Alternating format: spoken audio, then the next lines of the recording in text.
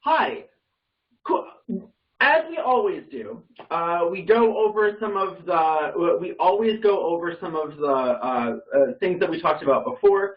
One thing in particular I want to mention, when we were talking about the law being 611 versus the 613, the gematria aspect of things, I made the mention that the times that God says don't do something was numbered at 365. And I said that that was the amount of days in a year at that time. What I mean is the Hebrew calendar typically has about 353 to 355 days on a normal year, and on a leap year has about 383 to 385. So what happened was, as the Julian calendar became more of a thing, that's what I meant by at that time when gematria was really solidified, and when you had the Masoretes, who were several centuries after Christ. And it's the Masoretes that we actually rely on our Hebrew text on. Like, so when we reference the Hebrew text, by and large, it's the Masoretic text. And I'm sure you've seen that, like if you're studying in Scripture and you see like a little star and the asterisk, and it goes down according to the MS text. That's the Masoretic. So what I'm saying is, by that time, yes, it was recognized that there were 365 days in a year. But not in way back when. That was different. Even the Roman calendar, before the Julian calendar, was extremely abbreviated with only 10 months before the months July and August got added because of the Caesars. But anyway, that's totally different. But I did want to make that clear that at the time of the gematria solidifying, it was 365. I did want to mention something I learned today about Abraham. I was listening to a podcast, that Bible Project podcast, and they were doing an interview with a guy named N.T. Wright, and they were making mentions about some other person and this is what I love about it, is like I'm just getting information from so many different sources, but it's really cool. And they were placing, not doubt, but they were talking about like how there were theories out there. And it really wasn't doubt. They were just saying that there were theories, but nothing has really been said about it. But I thought it was cool that when God speaks to Abraham and he issues blessings in Genesis 15, and even if you look at it, if you count how many times it says, and God said, it's 7 times in that chapter. Just go ahead and reference it. There are quite clearly 6 quotations that span verses. Some of them, like one of them spans like 4 verses. But it's 7 times God says, and God said, as part of the blessing of the covenant, the sign of the covenant. Also, it was also said that in Genesis 1 to 11, there are 5 curses. I haven't really checked it, I haven't really referenced it, but this is what I've heard, and it'd be interesting to go back and check. That God issues 5 curses, but when he's talking to Abraham, he issues 5 blessings. And it's really, when you think about Christ later, like when you have Lamech saying, if Cain gets cursed 7 times, let me be 7, the man who come after me, 77. And Jesus tells Peter, it's like, no, not 7, 77 times forgive. It's that parallelism there. And so the inference was that was a similar type of parallelism with the 5 curses and the 5 blessings. So just wanted to share those things. Last thing is we were talking about the scapegoat last time, and we were talking about what is Azazel or Azazel. I've heard many different pronunciations of this, and it's often translated as directly scapegoat. That's where we get the term from. But reading this book, actually.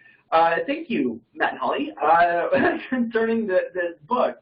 A lot of the material that I've been presenting is in parallel to this book, and I thought I was referencing that one mythology book before because they were saying it better than I could ever say it. And there's one section I thought was interesting when it concerns that scapegoat thing as well, because it was stated that one of the theories has to do with it, yes, just meaning scapegoat, that it was sent into the wilderness, but that there's also the belief that Azazel had dominion over the wilderness, that he was apportioned that dominion, that place for dominion.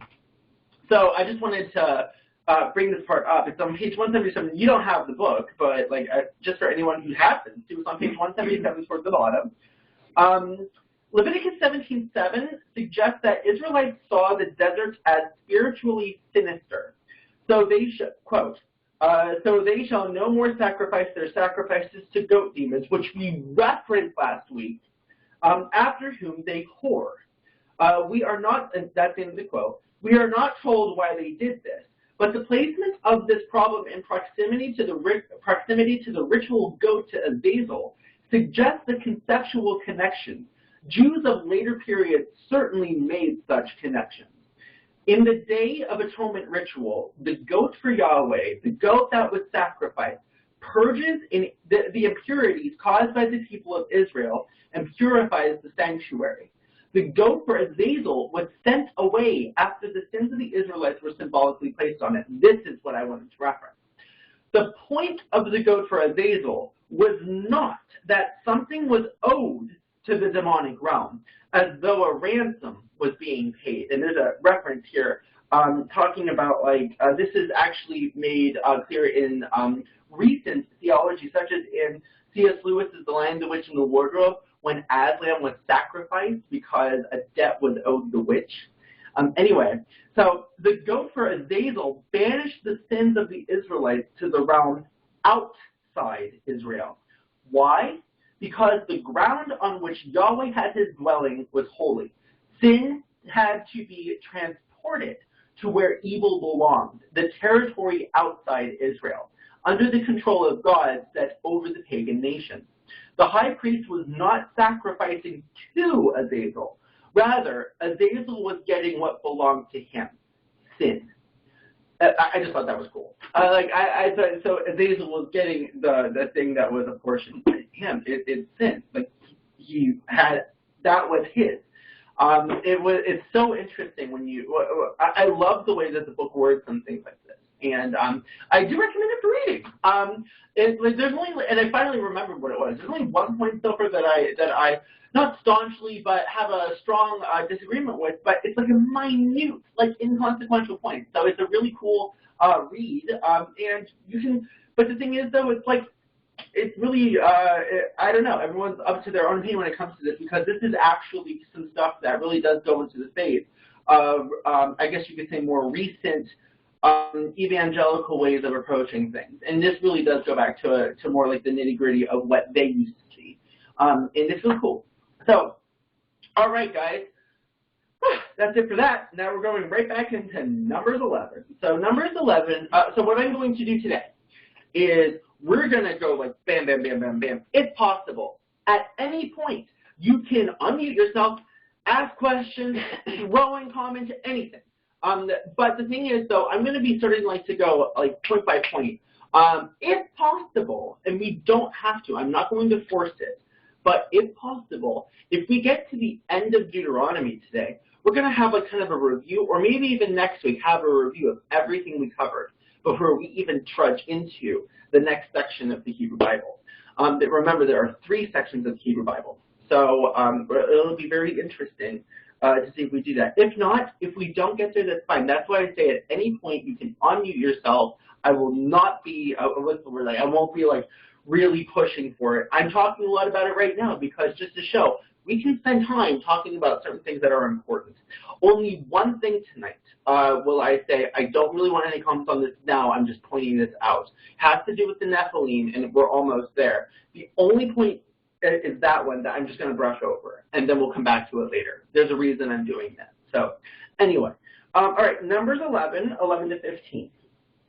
So, and Moses said to the Lord, "Why are you treating me, your servant, so harshly?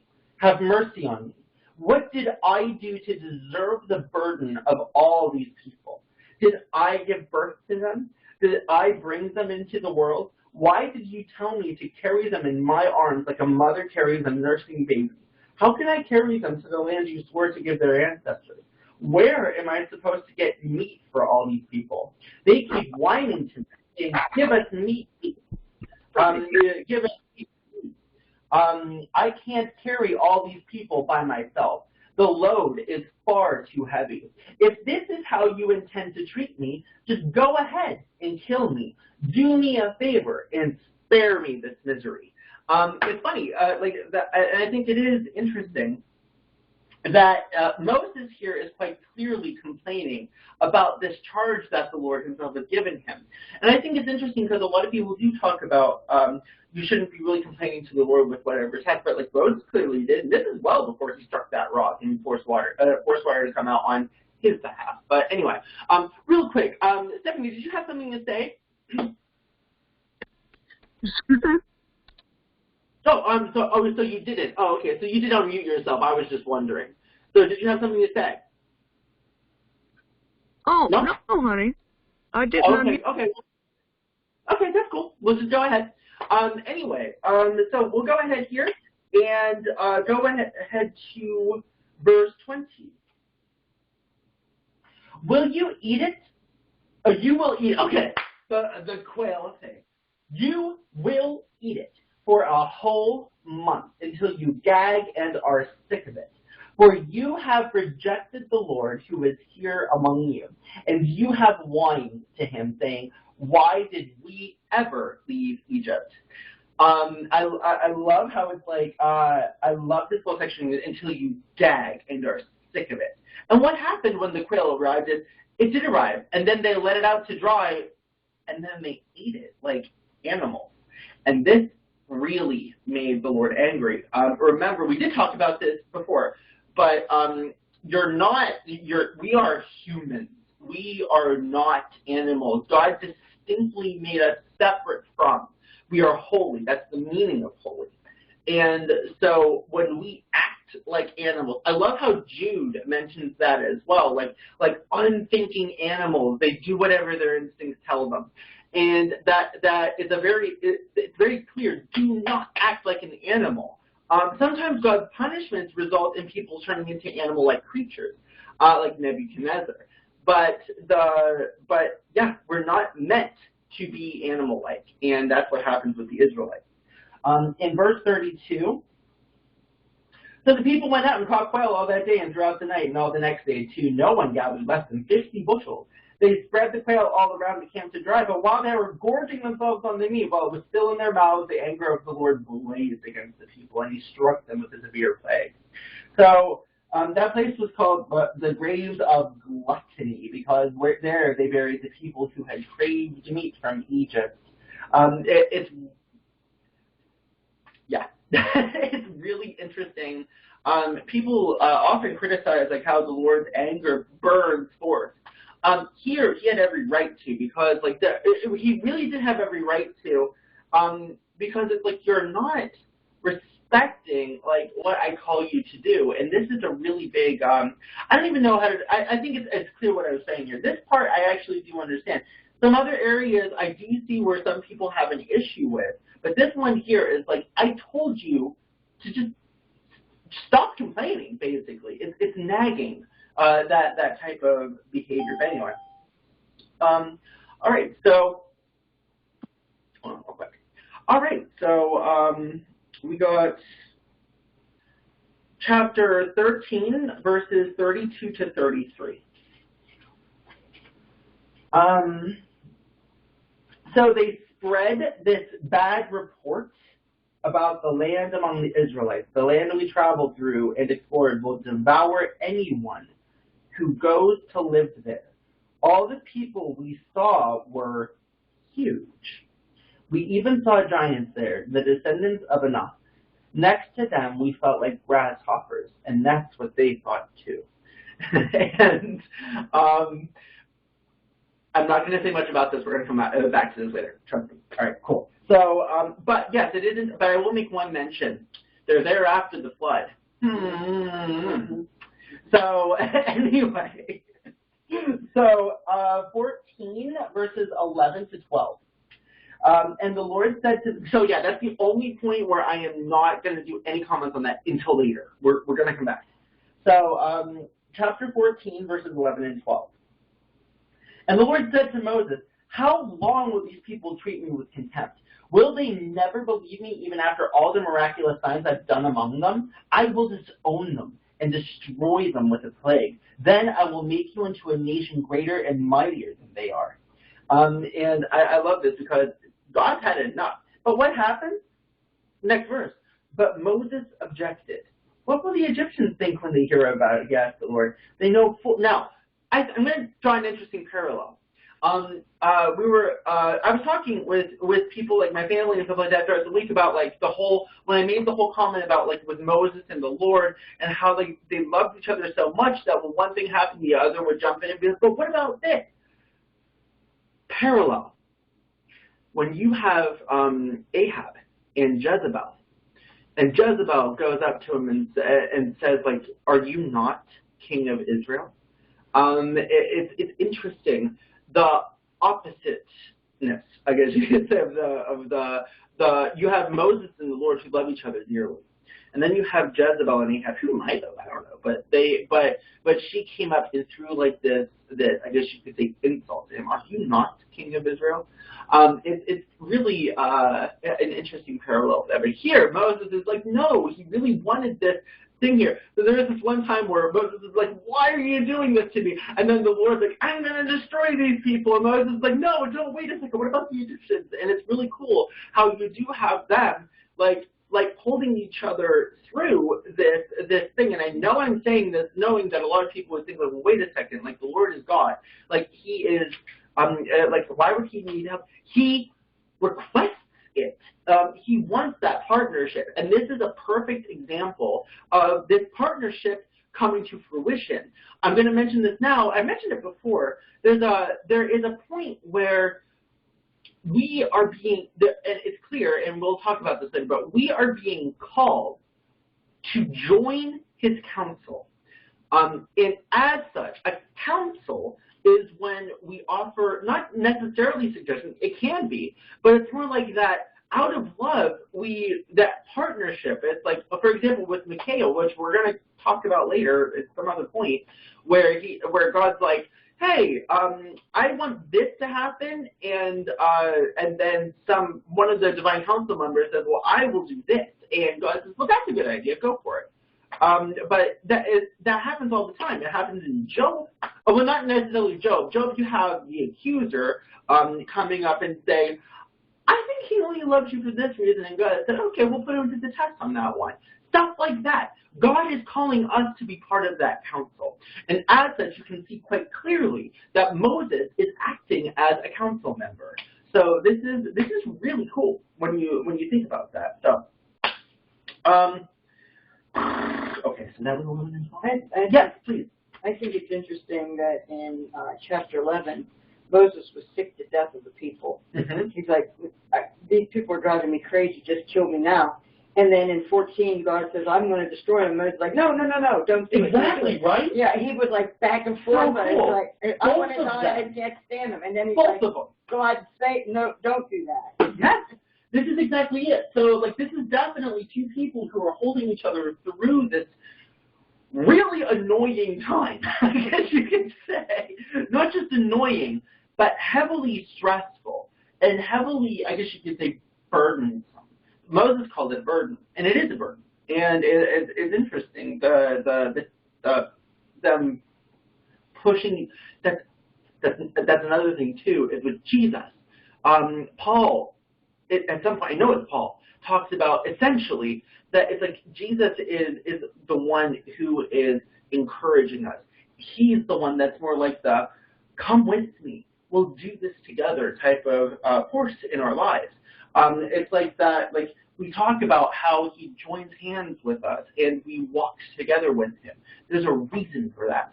And it's very much coming to fruition even when you look at Exodus here.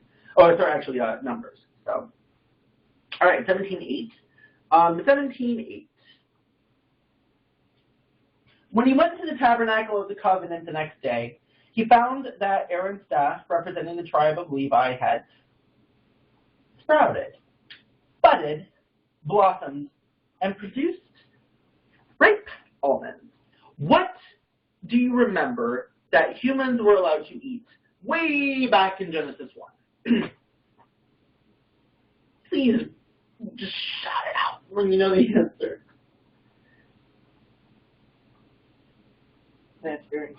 Plant-bearing seeds. What are almonds? Yeah, Dad was saying the same thing too. Yeah, what are almonds? Come on.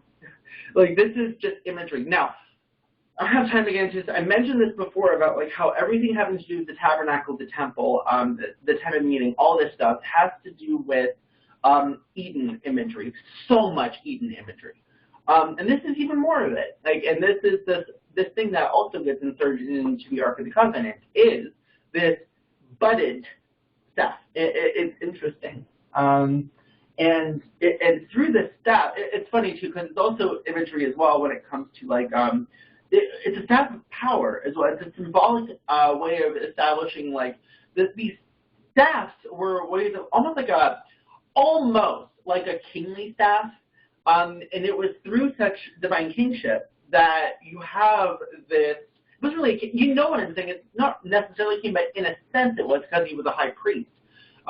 That this divine kingship role, produced fruit.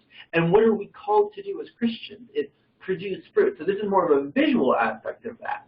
And it's really clear. So, all right, 18.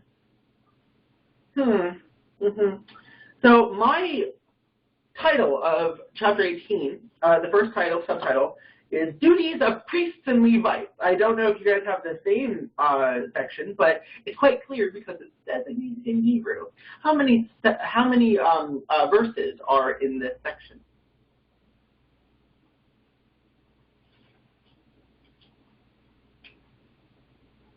Do you see it?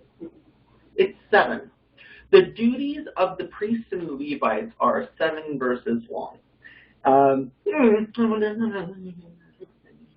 But anyway, so, I just had to share that. Okay, so chapter 20, verse 10. We're flying through numbers. So chapter 20, verse 10. Okay. Then he and Aaron summoned the people to come together at the rock, and this is blasphemous. Listen, you rebels, he shouted, must we bring you water from this rock? And it's clear here that Moses, when he says we, has put himself at the same exact divine authority as God himself. Don't get me wrong, God grants us authority. But Moses is acting as if he has the ability to force this rock to produce water. And that, so that's when God said, yeah, you took it a step too far on that one. But out of love, he allowed Moses to see the promised land. But it's interesting, too, because, we talked about it when other people were blaspheming in a previous section, and they got killed for it. So it's interesting that, the type of relationship that we have with the Lord really can define how lenient he is with us. Or when you're, it's really interesting. And I heard it. It's not unconditional love.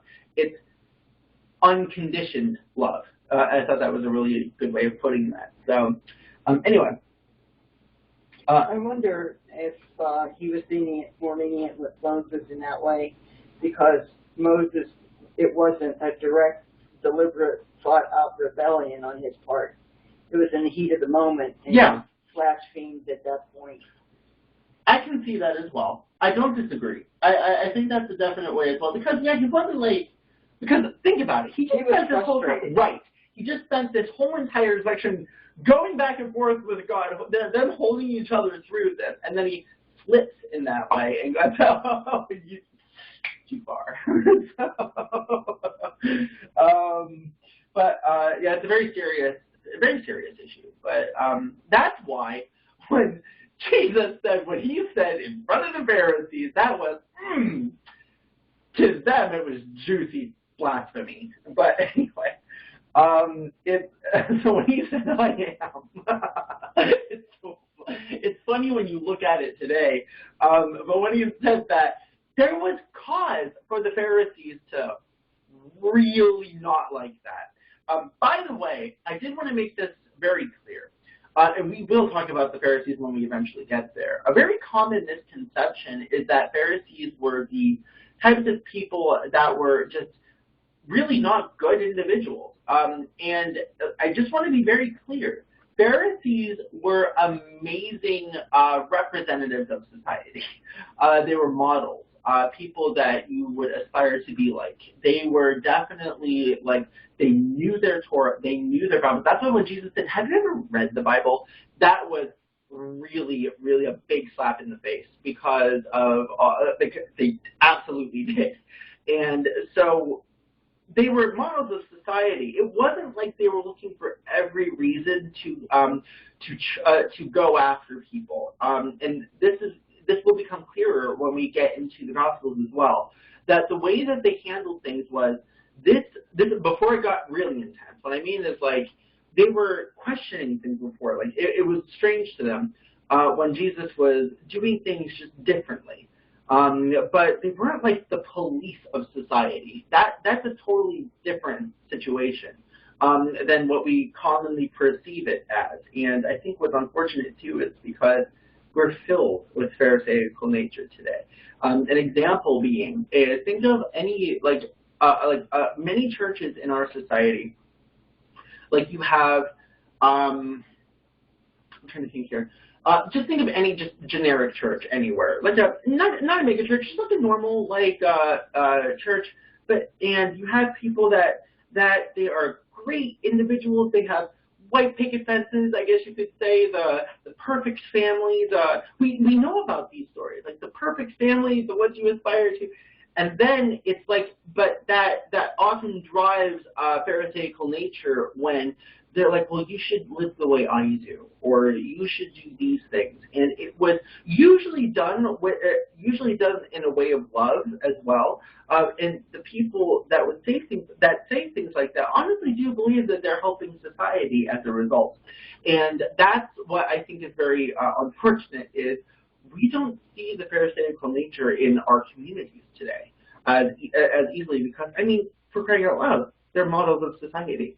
So I think that's a very important thing to keep in mind as well. It's human nature. And what the Bible here is doing is really showing human nature at its truest. I don't mean to put that on a soapbox, but I did want to put that out there because the reason I'm saying these things now is it gets into stuff like that later when we're coming down into more important, later material. Anyway. Sorry, I'm like tripping over my words today. So anyway, that was 2010. Cool. 21 verse 7. Chapter chapter 21. That's a very interesting chapter of verse. I'm sorry, I have something in my throat. Verse 7. And so chapter 21, verse 7. Let me pull up the interline here. 21, verse 7, sorry. I'm taking a look here. 21, verse 7. Is it 21, 7? It doesn't seem like it. Was it read it before? I don't remember. I just said count words.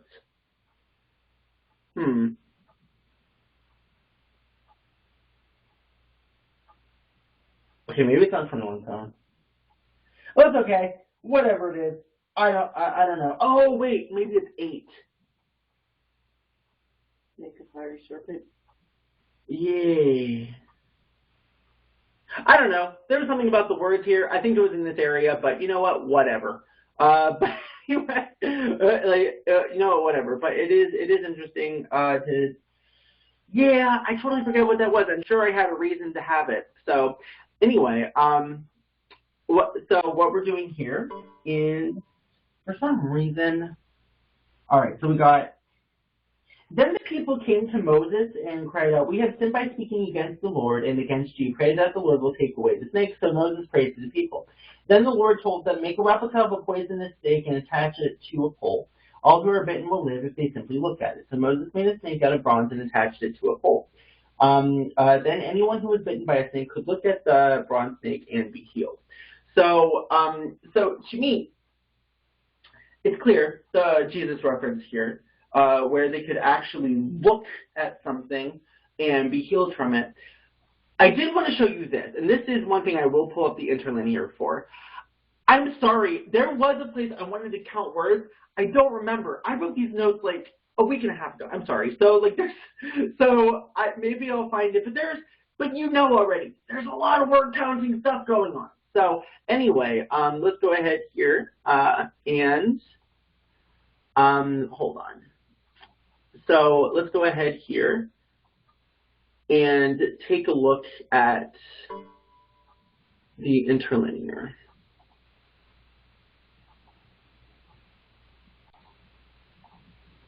All right, so okay, there it is. So do you see where it says, I don't know if you guys can actually see it right now. I think it is sharing right now. Yes, it is. So it says a fiery serpent. So you can see what the pronunciation of that here. Hold on 1 second. Okay, so yeah, just sorry about that. I just wanted to make sure something. So do you see the pronunciation of this fiery serpent thing here? It's pronounced like what? The P with the line over it's like an F. Like a seraph, right? A fiery serpent, or something that is burning. This is something that's fiery, right? So when you get bitten by a poisonous snake, it burns. It burns like fire.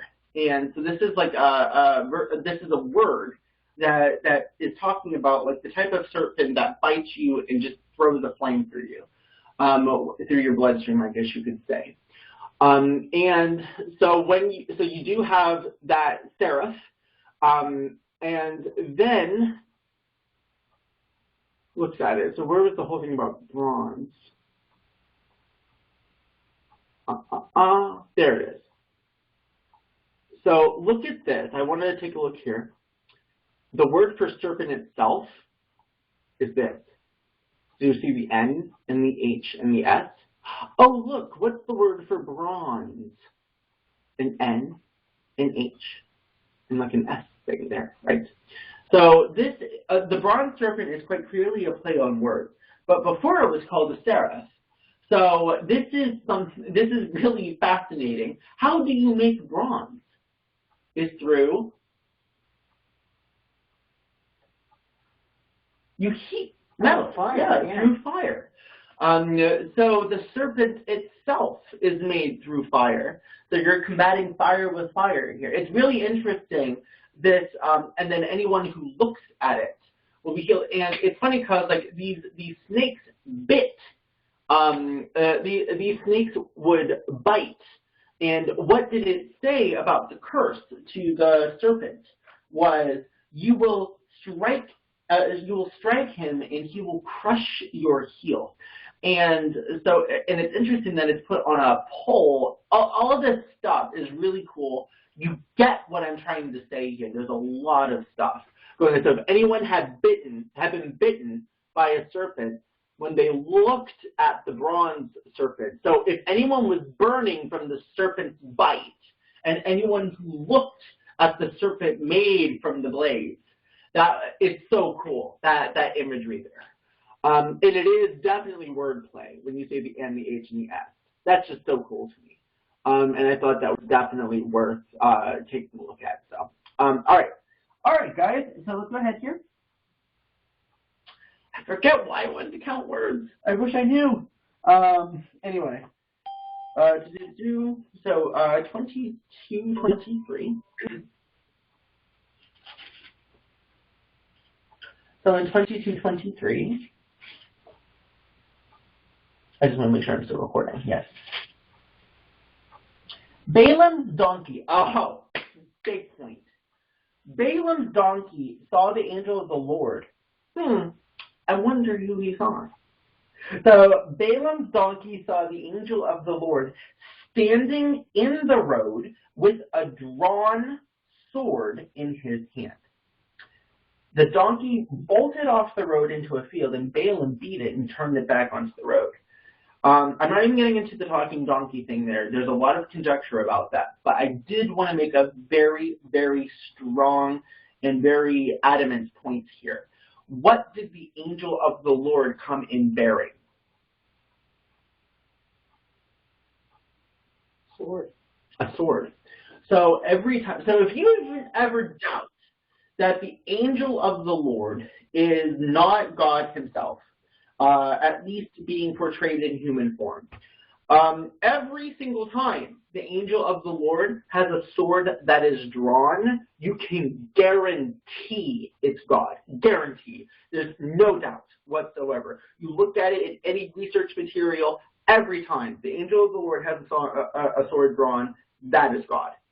And it's so that's, I think this is the first instance. That's why I brought it up. It does happen as well in Joshua when he says, "Are you for us or against us?" And I always thought that was an angel, but it really is God himself, and it's something that is really cool there. And it's actually it causes a lot to ponder there too, because when the angel of the Lord says neither, then it makes you wonder. It's like, well, then God selected Israel as his portion. And it does cause a lot to put it in the words of someone else I love to listen to. It's like, that's something you need to have a cup of tea and long walks in the woods over. So anyway, all right, so that's 22:23. Okay, 25:5. Yeah, the whole thing about Balaam, I think it's clear. Now, I might be wrong, but like I really could be wrong here. But when I read that, it is clear to me what that one king was trying to get Balaam to do. It was the king of Moab, I believe, and he was like bringing him to all the mountaintops. Because remember, mountaintops have significance. They're called high places, and God's not opposed to high places. Just when they're particularly for him. So anyway, so they have this high place over here, because what he's doing is, I'll make this part clear. What he's doing is he's bringing Balaam to all the different dominions of different gods. So this mountain here belongs to this god. This mountain here belongs to this god. That mountain over there belongs to that god. And that's what he was doing. Oh, maybe this god isn't strong enough to conquer Yahweh, so we'll go over there and do it instead. And the Bible's not necessarily saying that these are not real gods. Like, they are definitely, it's definitely saying that no matter what, Balaam could not say a word against Israel. So anyway, so 25:5. So Moses ordered Israel's judges, each of you must put to death the men under your authority who have joined in worshiping Baal of Peor. This is truly Yahweh telling Baal to get off his turf. This is the beginning of the strife here, and we talked about like the fall of some of the members of the Divine Council. Actually, just to tell you what I disagree with that book on is, the book says that all the members of the Divine Council fell.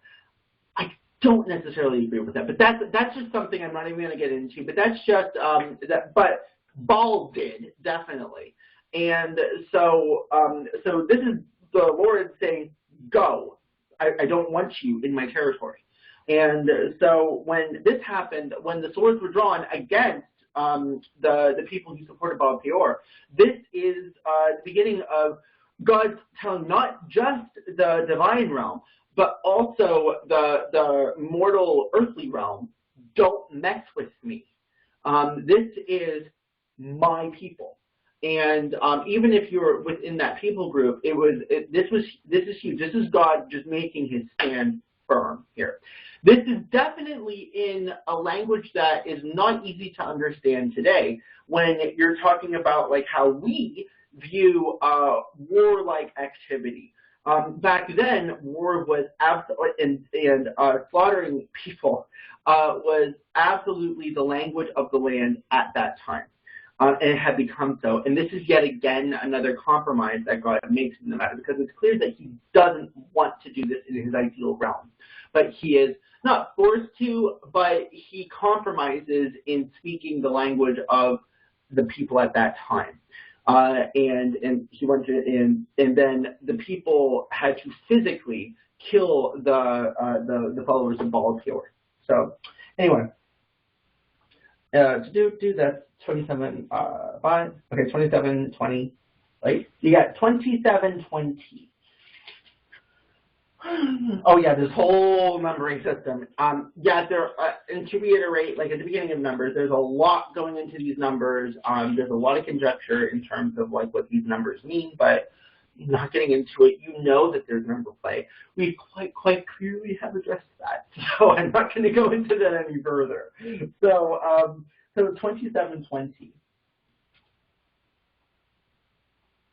Transfer some of your authority to him, so the whole community of Israel will obey him. So this is after Moses struck the rock, but yet transfer your authority to him.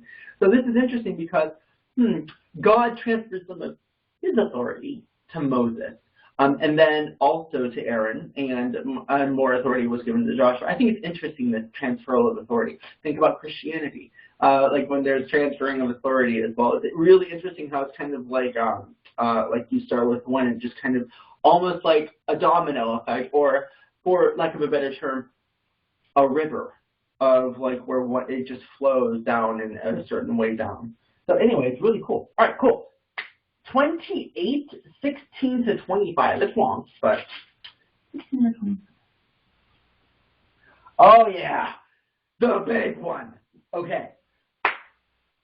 So before we even started this gathering, I made a preview video of things to expect, of things about this Bible study. So this has to do with Passover. Now, in the original declaration of what the Passover is all about, if you remember it, you can clearly reference it. In Exodus, it talks about, okay, you leave all the innards inside the lamb, you cook it over a fire, don't boil it, anything like that. But here, in Numbers 28, what does your Bible say? My guess is it says roast it. And when you look here on the following day on the 15th, where is it? You saw the additions for the burnt offerings. Oh wait, no, that's in Deuteronomy. I am mixed up today, but I did want to reference Numbers as well. The special gift must present 2 young bulls, 1 ram, and 1 7-year-old male. These will become to my grain offerings, and you must also offer a male goat as a sin offering. Present these offerings in addition to your regular morning burnt offering. Wrong by these will offer in addition. Oh, I'm sorry. Why did I put that down then? Well, don't worry. Today, I'm pretty sure we're also going to be talking about it in Deuteronomy. But in Deuteronomy, it's going to be really interesting, and this is for you having attraction. So, yeah. Anyway, 33 verse 55. I don't know why I put these things down. I should really write why I put them down now. 33:55.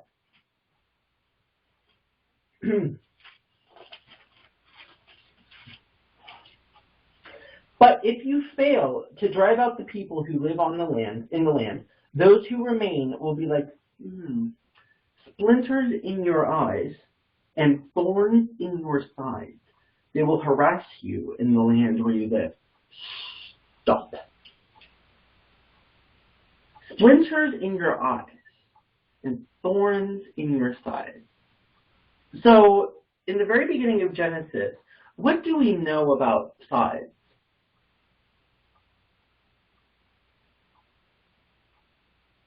About what? Sides. Woman was made from sides, right? I'm just making sure it is the same word. 33, 55. I'm just making sure it's the same word in Hebrew.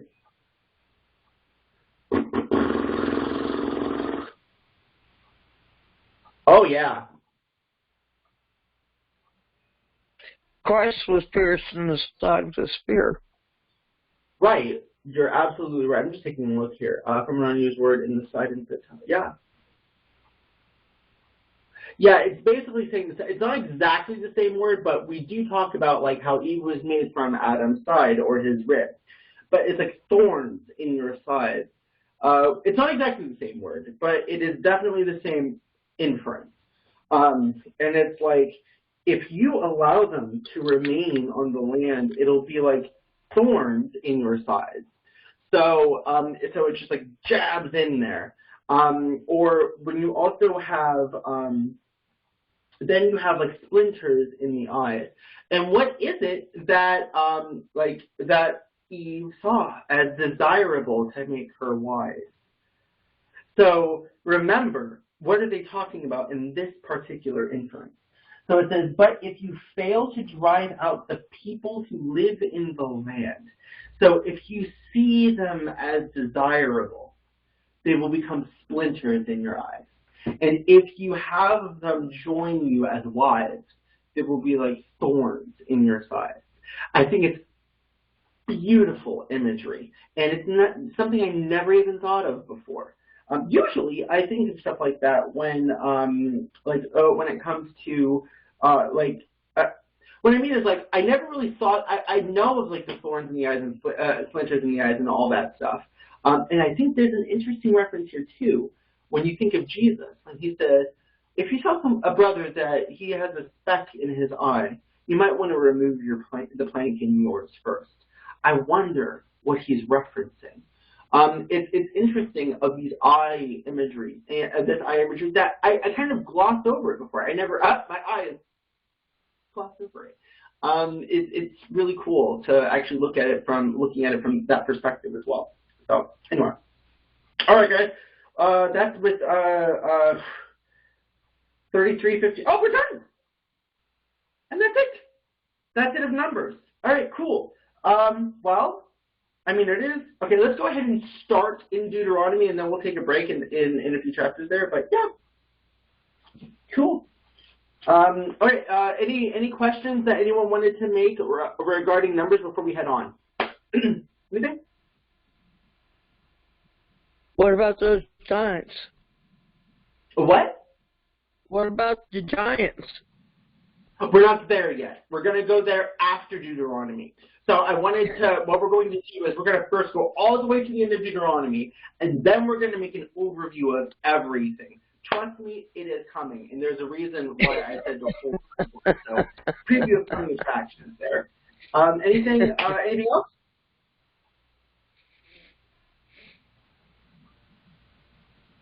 One thing I was going to say. Okay, go right into it. Oh, yes, Dad?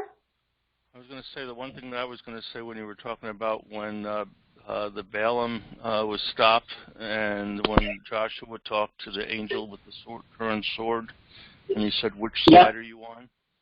I think what the point was, it wasn't a matter of God taking sides, but it was a matter of Joshua, whose side are you on? Exactly. We're not there yet, but I did want to mention that. Yes, absolutely.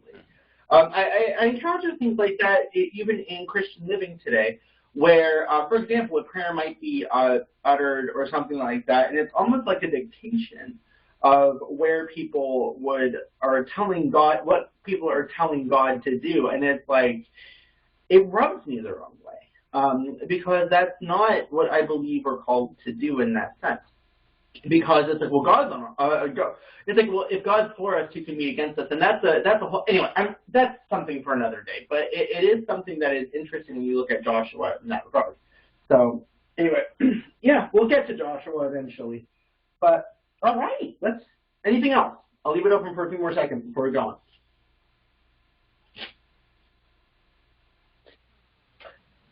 Deuteronomy 1. Yeah. Oh, go ahead. Yeah. Go ahead. Go ahead.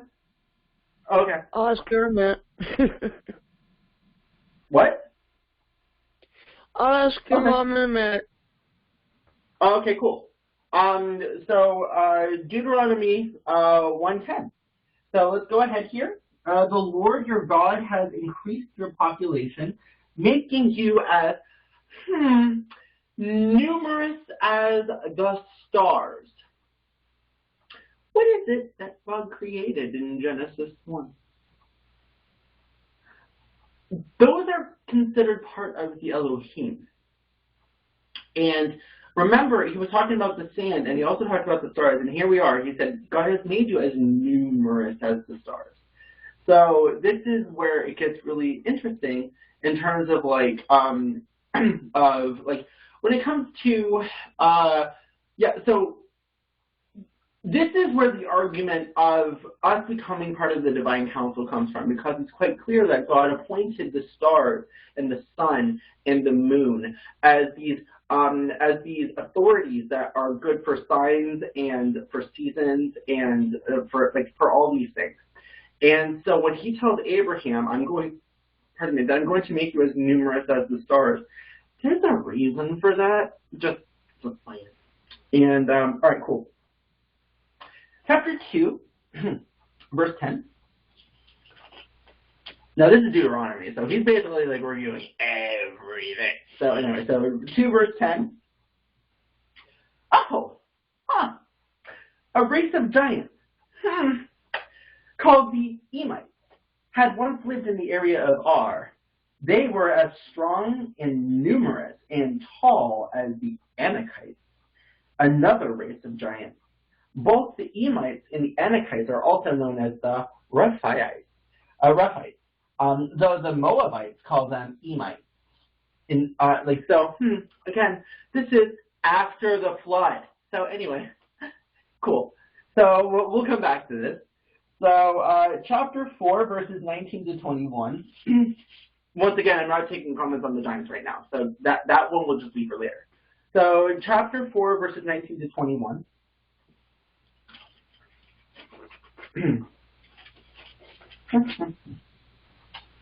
All right. And when you look up into the sky and see the sun, moon, and stars, all the forces of heaven, don't be seduced into worshiping them. Seduction is a very sexual connotation, is it not? So don't be lured in by how desirable they may seem. And it's the Lord your God gave them, Genesis 1, to all the peoples or nations of the earth.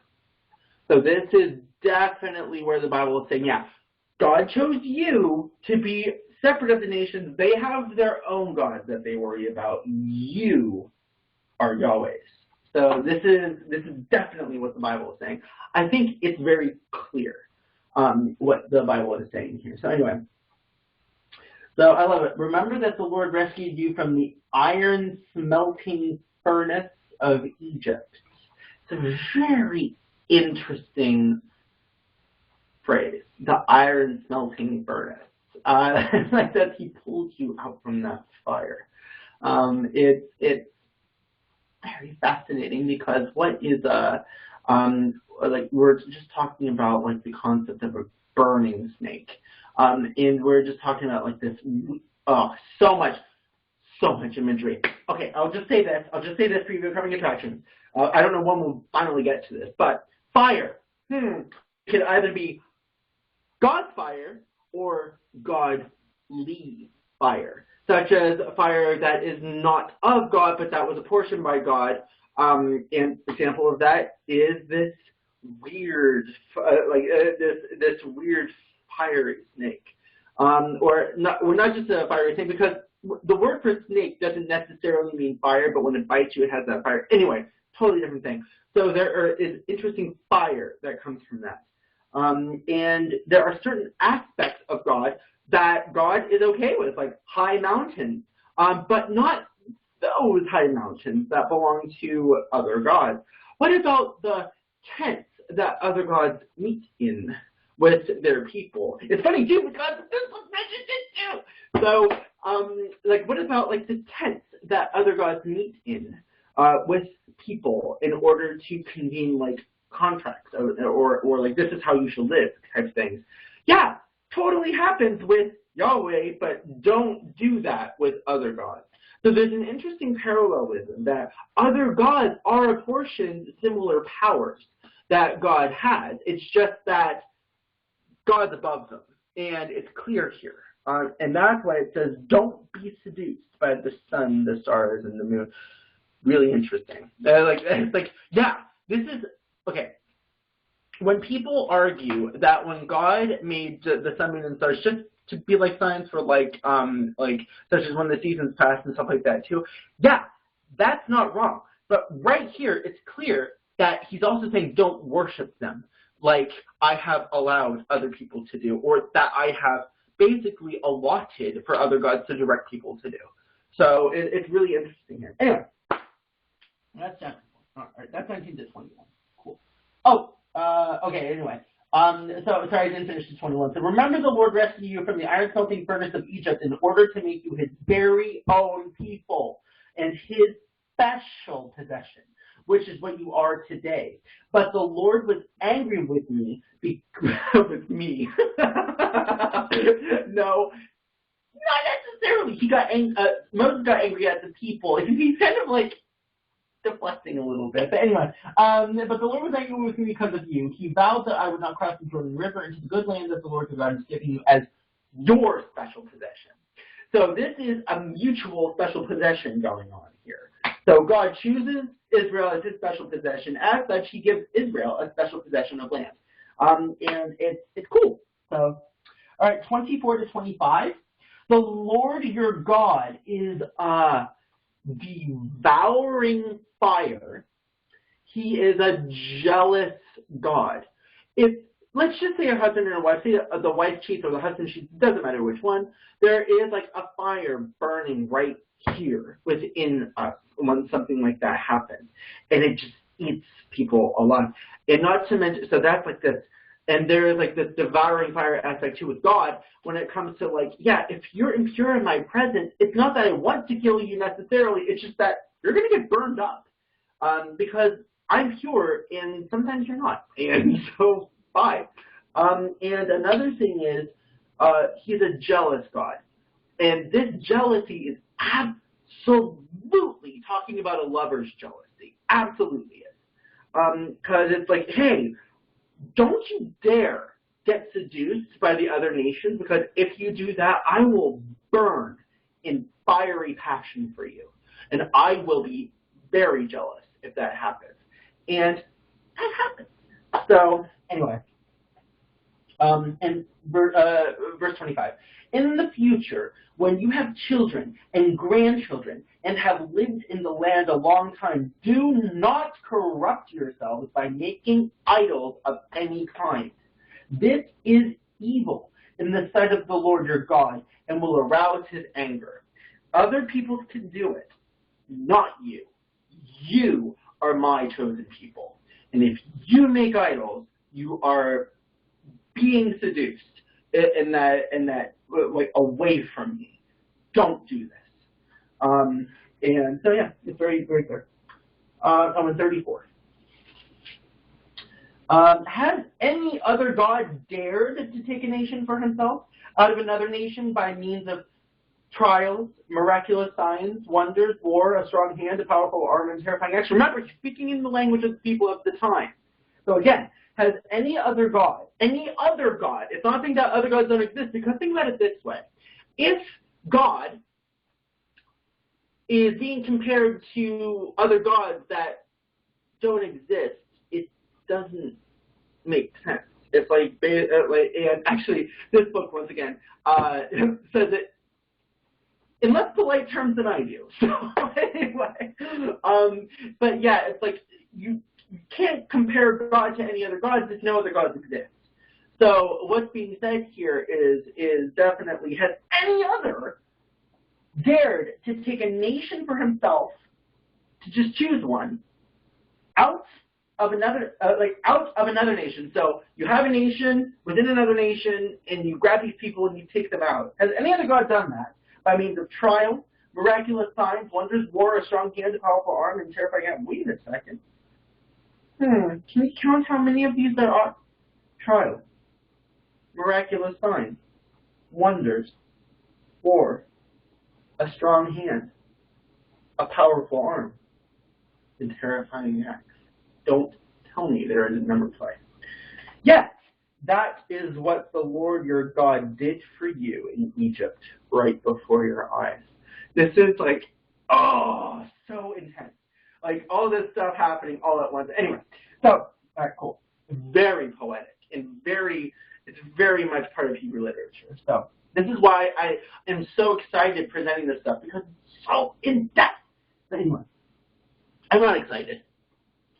So chapter 6, verses 1 to 9. I think we're going to try to get to, I don't know what chapter we're going to do. But anyway, so chapter 6, verses 1 to 9. These are the commands, decrees, and regulations that the Lord your God commanded me to teach you. You must obey them in the land you are about to enter and occupy, and your children and your grandchildren must fear the Lord your God as long as you live. If you obey all his decrees and commands, you will enjoy a long life. Heed closely, Israel, and be careful to obey. Then all will go well with you, and you will have many children in the land flowing with milk and honey, just as the Lord, the God of your ancestors, promised you. This is definitely going back to Eden imagery. Talking about like all the trees you'll have, you'll never be wanting. Anyway, heed, O Israel. Shema. This is it. This is it. Heed, O Israel. The Lord is God. The Lord alone. And I'm sure everyone has an asterisk right there. What does the asterisk say? Mine says, or the Lord our God is one Lord. Or the Lord our God, the Lord is one. Or the Lord is our God, the Lord is one. I wonder if it was hard to translate this. It was intentionally done this way. What the general inference is this, and I've said it before, but just to make it absolutely clear, Yahweh is the God of Israel. No other God is the God of Israel. At least it's not meant to be. Although they take other gods on later, God is saying, no, he is his name, is, or he will be, is your God. Not a single other one comes before me, between me and you. I'm one, that's it. Just one God. And this is basically saying, don't, other nations have theirs, you and I are, it's just one. So that's huge. And you must love the Lord your God with all your heart. Your heart in Hebrew concept is the mind. Everything having to do with your emotions, your mind, your thinking, all of the things that we equate between the heart and the mind today, actually why in Matthew it was separated to make four things instead, because already by the time of the Greek thinking it was separated. But anyway, but like what we equate to emotions are here and thinking is here. In Hebrew thought it was all here, so it was all the heart.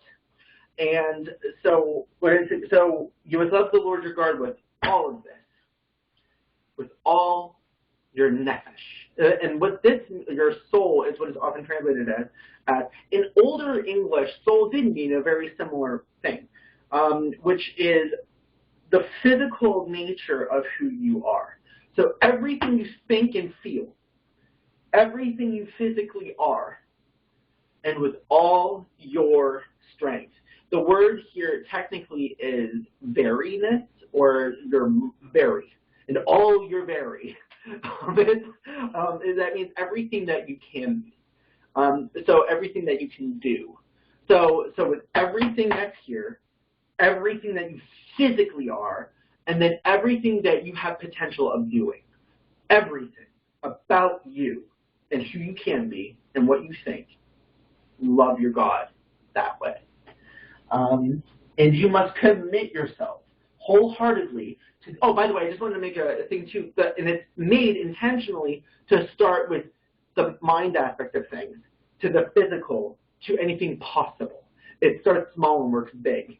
And it's really cool with that. Anyway, and you must commit yourself wholeheartedly to these commands that I am giving you today.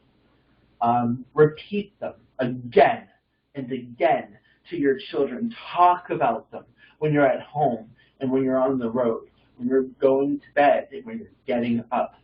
Tie them to your hands and wear them on your forehead as reminders. write them on the doorposts of your house and on the gates. Now, real quick, I used to think, and I have a different thought, that when it talks about binding on your heart, that's everything you think of. They did not have that concept. What they're saying by the forehead is brandish it. Like everything that you do, brandish it. It's like a sign right there. And then with your hand, is everything that you physically do has shows this. So everything that you do and everything that you are, just write it right there. And that's what's being said there. All right, so yeah, really, really, really, really, really cool section. And then you have verse 15. For the Lord your God, who lives among you, again, is a jealous God. His anger, his jealousy, this burning passion he has, his anger will flare up against you, and he will wipe you from the face of the earth.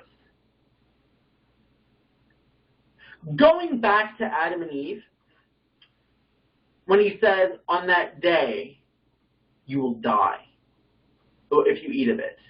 And he didn't. He relented. And Israel was seduced by the other gods. And here it says he'll wipe you from the earth. They're still here today. So he relented. He almost did. But this is the fiery, loving passion that God has. He's like, I love you. I just can't go through with these things I'm telling you I'm going to do. And it actually it's beautiful, in my opinion, when you think of it that way. That God can't pull himself to really do it. Which is like, it's kind of like when you tell a child, I'm going to kill you if you do that. But it's much more profound. God looks at Israel as a lover. And that's, but you get what I'm saying. And I think, let me just see if there's a cool breaking point real quick. Chapter 8, verses 8 to 9. Yeah, we'll stop that there for a break. So chapter 8, verses 8 to 9. Can't turn my page. It is a land of wheat and barley, of grapevines, fig trees, and pomegranates, of olive oil and honey. It is a land where food is plentiful and nothing is lacking. It is a land where iron is as common as stone and copper is abundant in the hills. Eden. This is truly Eden imagery. And I think that's a cool place to stop for a quick pause. And but we'll just go ahead and I'm going to stop the recording real quick. All right, we're back. All right, cool. So we have that Eden imagery from like when I'm talking about like if you listen, all these things will be great here. Anyway, chapter 13, verses 1 to 4. I can turn the page right. So chapter 13, verses 1 to 4. Suppose there are prophets among you, or those who dream dreams about the future, and they promise you signs or miracles, and the predicted signs or miracles occur. If they then say, come, let us worship other gods, gods you have not known before, do not listen to them. The Lord your God is testing you to see if you truly love him with all your heart and soul. Serve only the Lord your God and fear him alone. Obey his commands. Heed his voice and cling to him. So that's a lot to unpack. So let's go ahead. It's interesting. So the whole thing is basically saying God's testing you in this. It's kind of like a Micaiah when he says that there's like this divine council member that sends a lying spirit.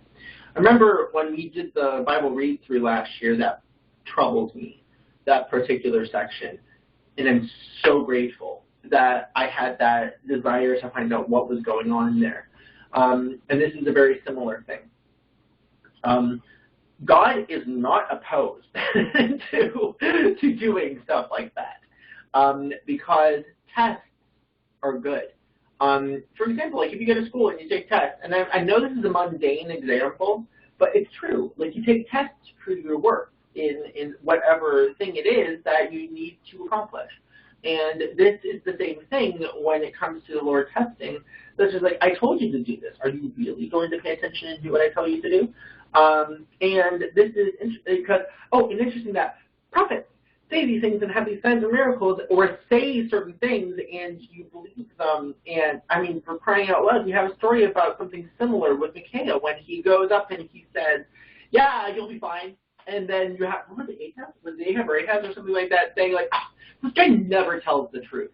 What's it, like, or not never tells the truth, but you always say something that's always bad in my favor. So what is it you really want to say? Which is so funny. But anyway, but that was, but there was a lying spirit that God had allowed to take place among his own prophets. So it is interesting that happens. Yeah. What I think is interesting here is that the false prophets will be able to do miracles. I was going to touch on that. They will do wonders. Yes.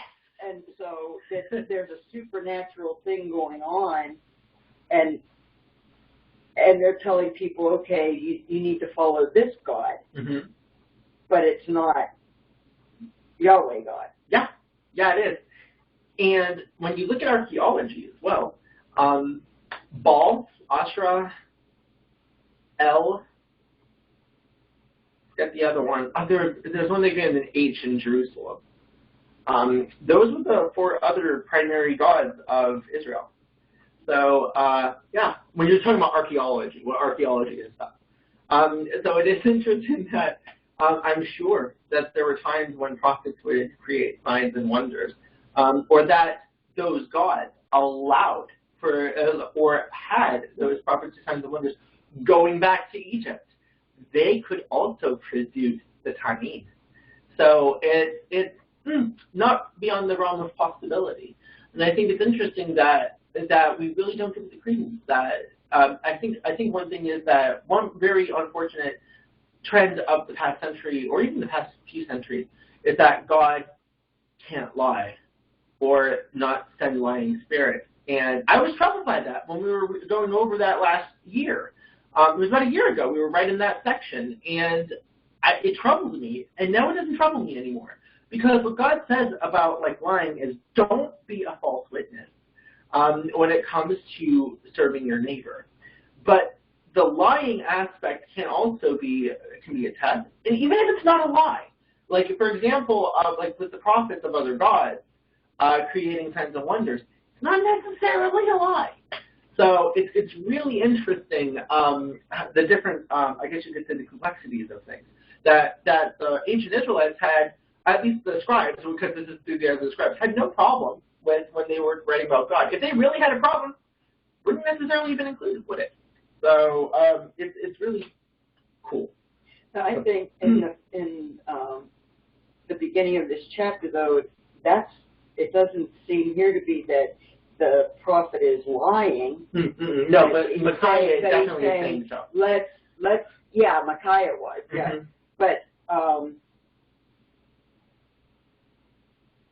But in this case, he's actually speaking the truth, saying, let's serve this God, because look what I do. Right, because this is something, absolutely. And that God allows for other prophets of other gods to come onto the territory. It's cool. That when you look at the Bible through that way. I'm sorry, look what I can do. Ooh, look what I can do.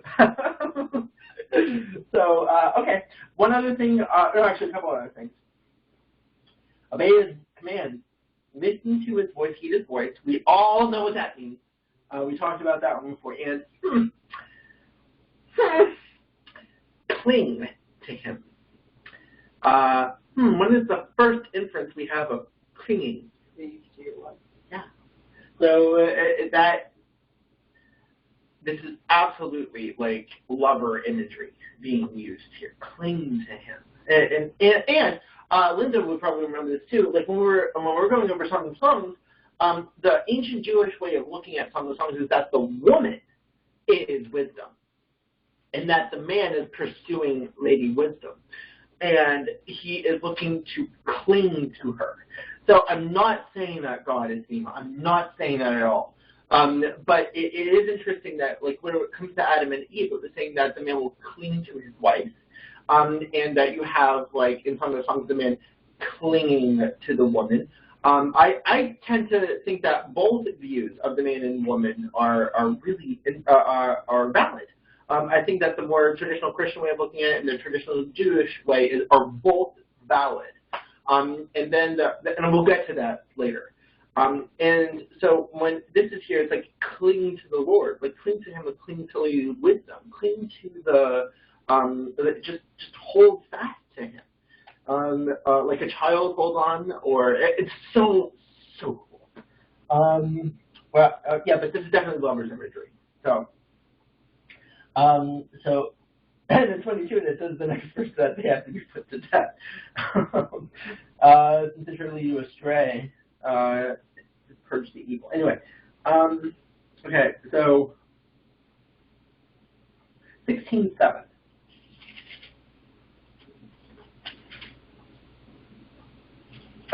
This is it. This is it. This is it. Okay, now this is the one I'm really excited about because I was like, read the coming attraction like months ago. Oh, wrong verse, but that's okay. So, talking about roasting and stuff like that. I have shown this in a preview video, but this is not posted on YouTube, so I do want to show it here. So in the original time in Exodus that it was presented, I believe it was Exodus 16. No, not 16. I forget, but I'll show it later. So when is this 16? Yeah, 16:7. Oh, this is number 16:7. Sorry. Deuteronomy. Okay, cool. So I'm sure that because all English version talks about like roasting or not boiling, but the actual word here is boil. And I forget. Let me just check the Exodus version just to show it to the people who did not see the preview video, because he reviews the actual Exodus one. The first Passover is Exodus 12.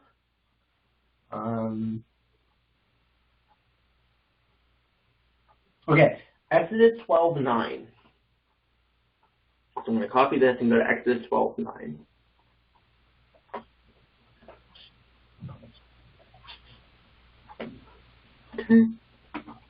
Exodus. Okay, so in Exodus 12:9, it is clear, and in another section of Leviticus, it also talks about it. Don't boil it. Do not boil it. Look at the B, look at the S, look at the L, okay? Don't boil it. Don't eat it raw. Don't boil it, okay? Not with water. Don't do that. But roast it in a fire, okay? That is very, very, very clear. Deuteronomy 16:7. The B, the S, and the L. And you shall. The translation here is absolutely 100% wrong. And it's a cover-up because the people who translated it could not imagine that it is the term boil. And it absolutely is boil. So you shall boil and eat it in the place which Yahweh your God chooses. And it's there's an interesting explanation for it. People who believe, and this is the reason why the cover-up happened, and it's an unfortunate cover-up as well. When the Bible was translated into Western European languages, the concept was already put in place that God is, and of course the Bible says that God is unchanging, but the way that more Western European culture envisioned that is that when He declares a law, that law does not change ever. And this is not the case. We were talking before about how the legal code presented, it's not like a legal code that we have in the modern age. and even when the translations were happening. And this is, it is very unfortunate that the translations are wrong here. And in my opinion, it's purposefully so. And that's why I do believe that there is validity in looking at the original language as well. Now, when it comes to the boiling aspect of this particular meal, Moses is talking to Israel at this point, and he is saying, go into this land. You're no longer wanderers. You're no longer people who need to get up and move at any given moment. Now you can boil it. Like, this is like that type of, okay, before you had to rush out. Modern Passover meals are usually roasted, okay? But what is actually, but Moses is telling Israel, when you are in the land, boil it. Go for it. Not that big of a deal. Go ahead and boil it. But then, when he was talking to the whole thing in Egypt, Leviticus even, this is before the cloud moved. But when when things were ready to be in Israel, boiling was absolutely an option. And unfortunately, in just only a few centuries ago, when the Bible was being translated, it was almost scoffable. To think that, not scoffable, that's the wrong word, but you know what I'm saying. That to think that, but God doesn't change, His law doesn't change. Yes, it does. And so, yes, it does, and it changes quite clearly. For example, the whole putting to death thing. It's really interesting that a lot of the things that you were put to death over, Christ forgave. He would be with the sinners. He didn't stone them. And then, remember, he wrote on the ground and said, throw the first stone, if you have no sin among you. So there is a change in terms of the way that the law is handled. Please, I do understand what Matthew 5:17 talks about, that not one dot or tittle is going to be removed from the law. No, but God, we were talking about the compromises that God does make. And God is definitely not willing to, for example, Adam and Eve, putting them to death on the day they eat of the fruit. He didn't. And then he said that he's going to wipe Israel off the face of the earth. Well, he didn't. So I think it's clear that God is lenient in terms of these things. So unfortunately, the translators of centuries ago could not necessarily see that. And I think, or that they were afraid to. And it's unfortunate. And I did want to present this because this is, like, when I started seeing stuff like this, I was like, we got to do a Bible study. So this is cool to me because, in my opinion, this is a wall that has been put up in a traditional mindset for so long, and I think this is a marvelous wall to destroy, because I believe this wall can very potentially separate us from the love of God. I'm not talking, you know what I'm not like saying that, oh, if you believe that that God is unwavering in terms of law and stuff like that, if you disagree that you can't have God. No, I'm not saying that, but I am saying that when we open our minds enough to that concept, that God's love seems all the more palpable and tangible, and it's like, or palatable, and it's like right there, and that wall that keeps us at arm's distance just breaks down a little bit more, and it's beautiful to me. Wasn't it Paul that talked about the laws of all separation? Yeah, that is true. Yeah, that was cool. That was a cool comment. Yeah, absolutely. Yeah. And also when Paul goes into the concept of why the law was written in the first place. But that's a discussion for when we get into the New Testament. So, all right. 16. Okay, cool. Chapter 17, verses 14 to 20.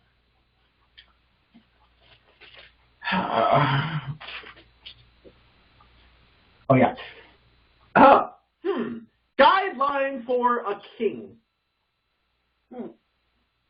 Remember that when we're doing the Bible through the eyes of the Scribes, this is the version of the scriptures that were presented to, I forget whichever one it is. I always mix up those kings. One of the versions of kings. Okay.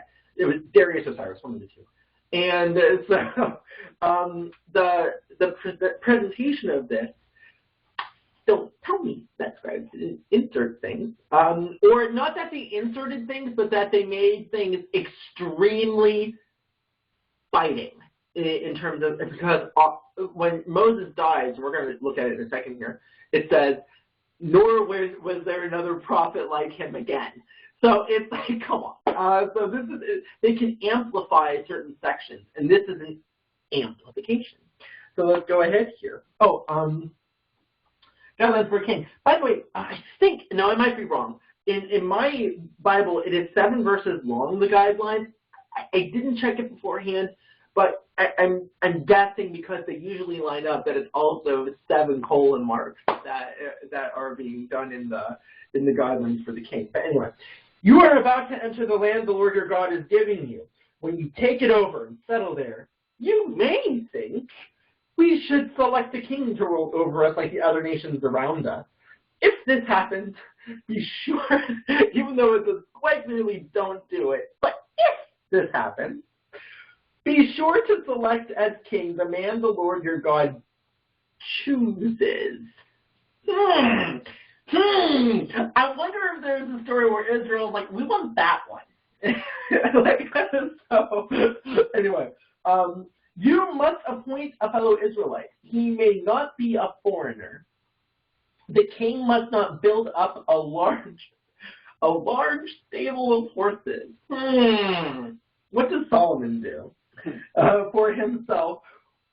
Or send his people to Egypt to buy horses. For the Lord has told you, you must never return to Egypt. The king must not take many wives for himself, because they will turn his heart away from the Lord. And he must not accumulate large amounts of wealth in silver and gold for himself. When you look at the description of Solomon's wealth, come on, dude, he does all of these things. And in my opinion, it might not have happened this way. It could have very well happened that Moses did say to them, don't do these things. And so I think, well, I honestly, personally believe that the scribe like really inserted this here thing. So anyway, it's funny. When he sits on the throne as king, he must copy for himself this body of instruction on a scroll in the presence of the Levitical priest. He must always keep that copy with him and read it daily as long as he lives. That way he will learn to fear the Lord his God by obeying all the terms of these instructions and decrees. This regular reading will prevent him from becoming proud and acting as if he is above his fellow citizens. It will also prevent him from turning away from these commands in the smallest way. And it will ensure that he and his descendants will reign for many generations in Israel. So, yeah, it's interesting here. I personally think that if there was an insertion, it was definitely 16 to 17. or also maybe like a little bit more up above too, like when it was like making like a punch with Saul. But I do also see like really good instruction there. But anyway, that's interesting to me. That's 17. Okay. 2019.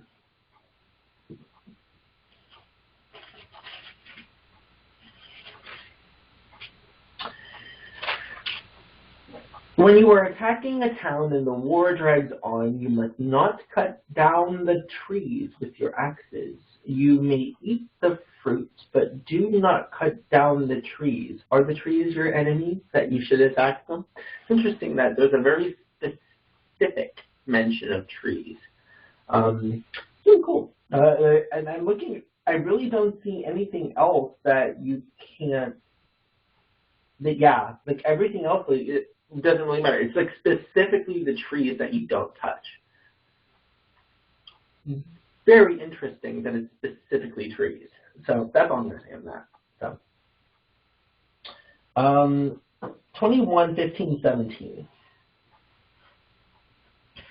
Suppose a man has 2 wives, but he loves one and not the other, and both have given him sons. I wonder if we've covered a story about this before. And suppose the firstborn son is the son of the wife he does not love. I wonder if we've talked about a story like this before. When the man divides his inheritance, he may not give the larger inheritance to his, oh, I turned the page and it came to wrong, young woman, so sorry. Younger son, there we go. The son of the wife he loves as if he were the firstborn son. He must recognize the rights of his oldest son, the son of the wife he does not love, by giving him a double portion. He is the first son of his father's virility, and the rights of the firstborn belong to him. But yet, God chooses to work through younger sons. Like think of David, or think of Isaac, think of Jacob, and argue. I've heard the arguments about like how Jacob took the right and stuff like that. Yeah, but like, come on.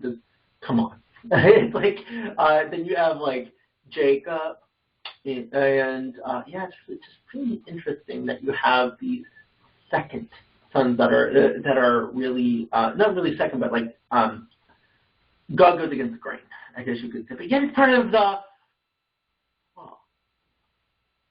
I wonder if God makes compromises. Now, of course, these stories happened before this law was written. But this again is just going into the concept of if God is not is not willing to change certain aspects of things. You know what I'm saying. So it's interesting. 21. Then all the men of his town must stone him to death. In this way you'll purge this evil from among you, and all Israel will hear about it and be afraid. Talking about a rebellious son, like if someone rebellious son who will not obey his father and mother even though they discipline him. In such a case, the father and mother must take the son to the elders and hold court. Okay, cool, awesome. So remember that God is considered like the I guess you could say like as well as like Israel is my firstborn son. It talks about stuff like that. Yeah, in Israel's rebellious, but God doesn't stone them. There's a very what I said here in my notes here is like talking about like yeah, it's like all this stoning, all these stoning laws about like all these things that you get like that you could get stoned over, and that what God didn't stone them over. Yeah, it didn't happen in several key figures of Genesis and Moses. But once again, you can argue that the law was written afterward. Yeah, cool. And this is where Jesus comes in, when the whole situation where he draws a line and that's after the law was written. And then you also have interesting things here about like what David did, like with Bathsheba. I don't know if that was a stonable offense, but it might have been. But there have been several stonable offenses that just didn't happen. And it's definitely interesting. Not to mention too that like with Solomon, and it says make sure he writes down these laws and make sure that he does these things and not takes many wives and all of that. That's also like going it. You get what I'm saying. Okay, so 30, 11 to 20.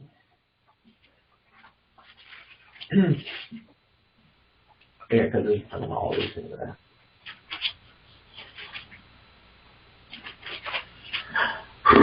Turning pages.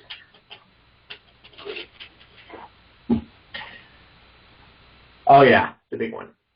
This command I'm giving you today is not too difficult for you, and it's not beyond your reach. It's not kept in heaven so distant that you must ask who will go up to heaven and bring it down so we can hear it and obey. It is not kept beyond. This is making direct reference to other cultures here. Just trust me. We've talked about like how, for example, Hammurabi would get decreed by the gods. He was so boastful, and that's just an example. All the cultures did stuff like that. So don't be like the other nations. When they say, oh, it's so beyond their reach, who's going to go up and bring it down? So it's not kept beyond the sea. Chaos. It's not kept so far out, like beyond the sea, beyond the waters of chaos. It's not so far away that you must ask who will cross the sea to bring it to us so we can hear it and obey, like other cultures did. Like other cultures thought that, like, oh, these things came from the distant lands or whatever. No, the message is very close at hand. What is this? Anyway, and it is on your lips and in your heart so that you can obey it. Now heed. Today, I'm giving you a choice between life and death, between prosperity and disaster. For I command you this day to love the Lord and to keep his commands, decrees, and regulations by walking in his ways. If you do this, you will live and multiply. Genesis 1. What does he say? Be fruitful and multiply. And the Lord your God will bless you and the land you're about to enter and occupy. But if your heart turns away and you refuse to listen like Eve, I'm inserting here, but like Eve turned away and refused to listen, and Adam too. And if you are drawn away to serve and worship other gods, then I warn you now that you will certainly be destroyed. You will not live a long, good life in the land you are crossing the Jordan to occupy. Today I have given you the choice between life and death, between blessings and curses. Now I call on heaven and earth to witness the choice you make. Oh, that you would choose life, so that you and your descendants might live. You can make this choice by loving the Lord your God, obeying him, and committing yourself firmly to him. This is the key to your life. And if you love and obey the Lord, you will live long in the land the Lord swore to give your ancestors, Abraham, Isaac, and Jacob. One thing I do want to make clear here is when it says, now I call on heaven and earth to witness the choice you make. This is interesting. This is it's funny. Another thing that this one puts really well. It's so funny because it's like I have sort of things going on, and then the book like really makes it clear cut. I'm like, oh, come on now. But anyway, it's fun. The covenant that other nations made in tents of meeting was a place where the heavens were seen to combine with the earth. That's why you get the Garden of Eden or the cosmic mountain idea, or that's where the two come together. And as part of the covenant, it was the witnesses of heaven and of earth that saw the writing and signing, essentially. Yeah, and so this is like, here, now, I call upon the witnesses of heaven and earth to see this through. Like this is the choice you have, and this is we will be witnesses to that choice, and that's really cool. And this is just like a solidification of that. Okay, cool. So, all right, 32, 8-9.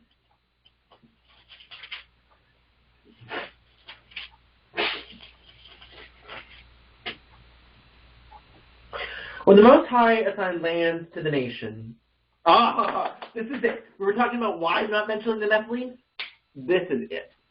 So, this is a huge and long poem. And it's interesting that right here, this is like a reiteration.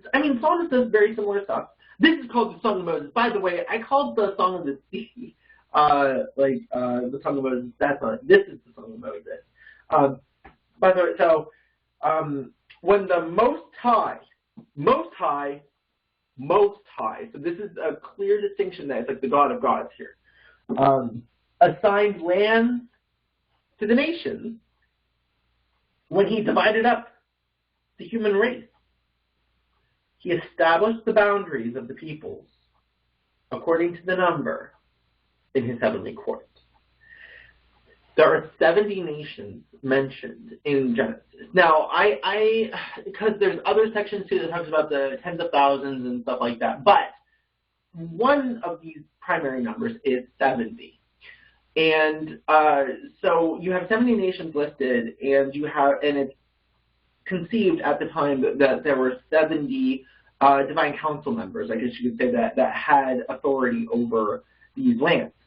Now, it's not a hard and set number, because also, with Daniel mentioning the tens of thousands, and I think Revelation, what else does it?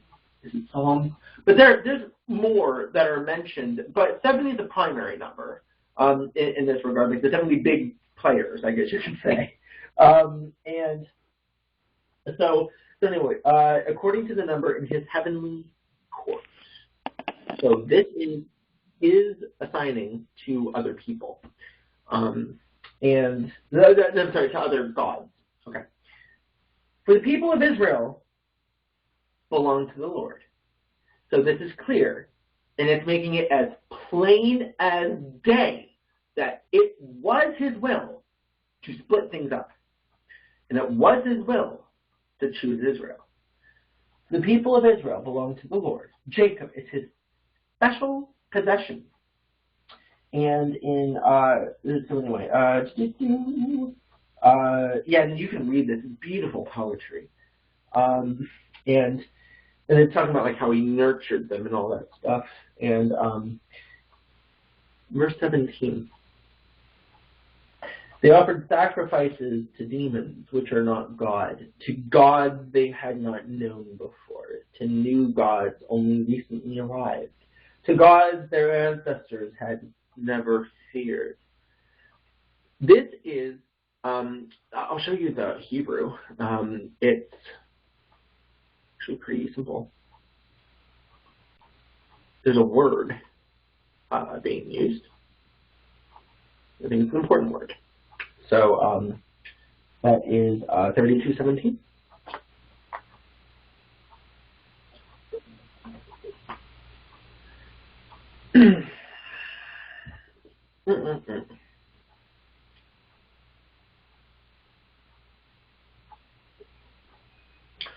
So the you have Shadim, or in modern pronunciation Shadim.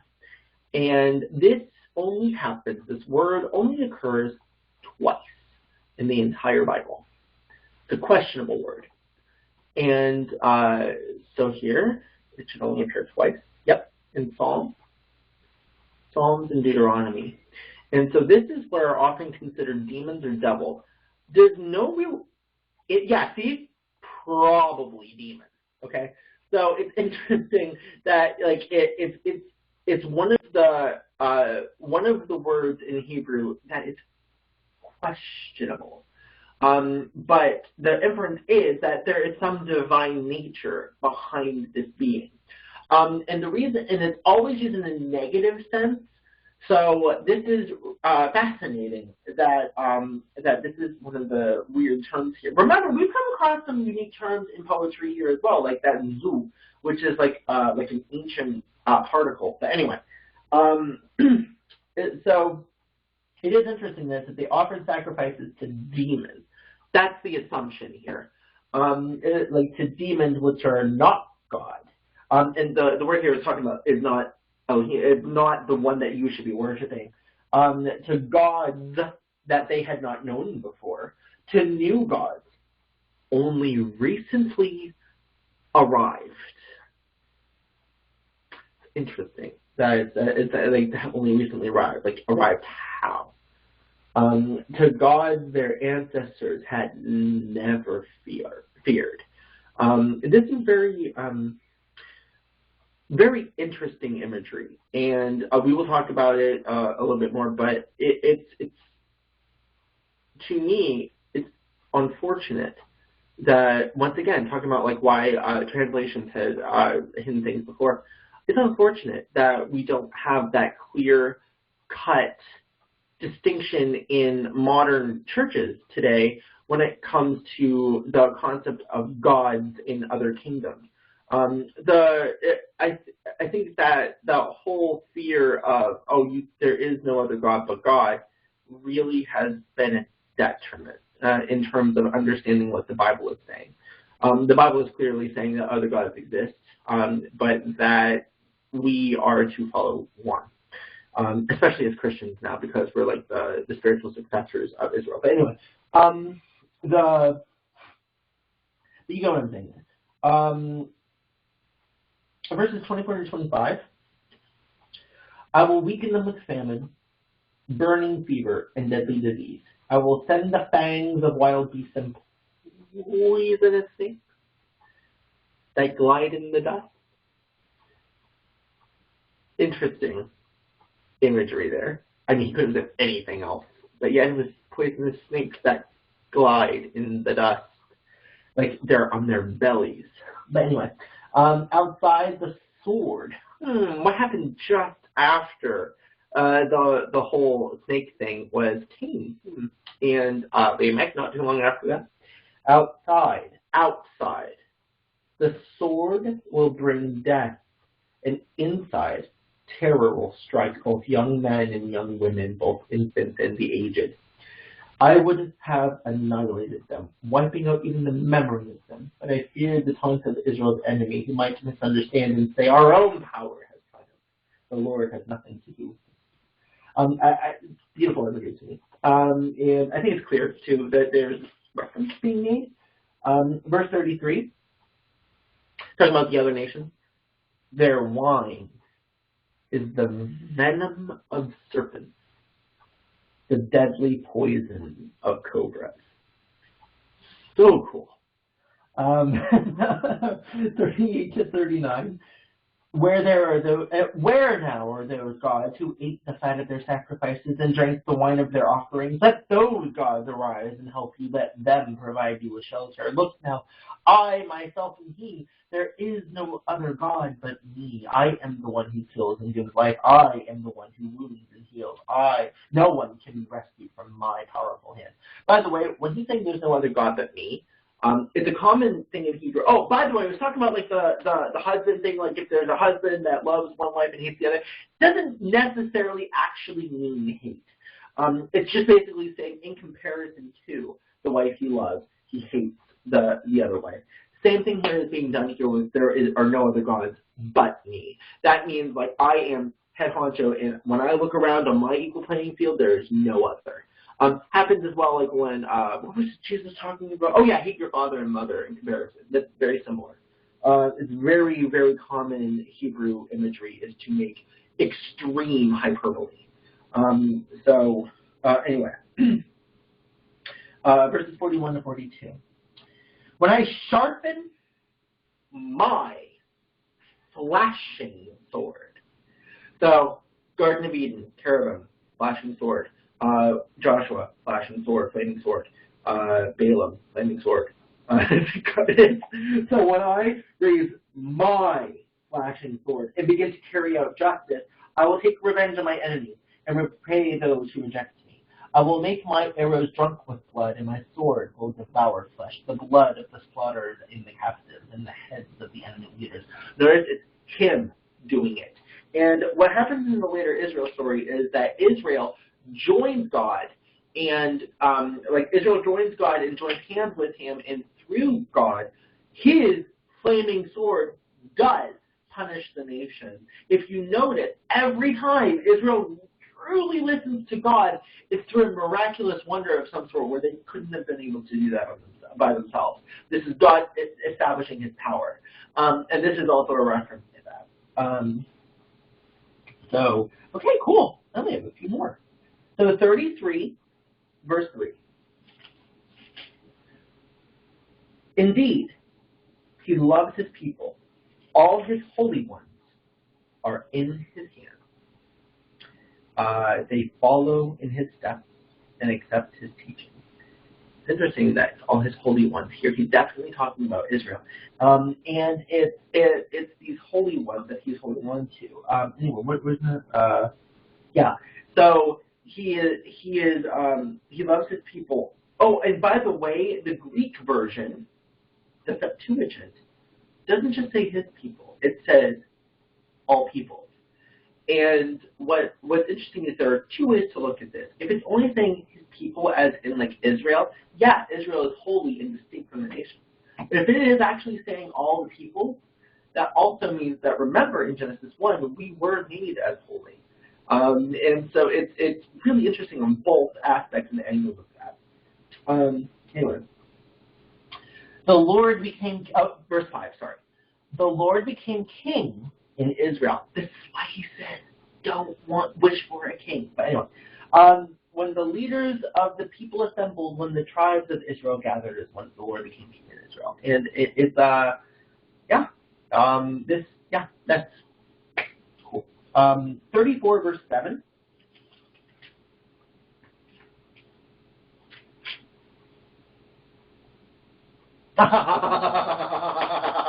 Sorry, it took me a second to figure out where we're talking about here.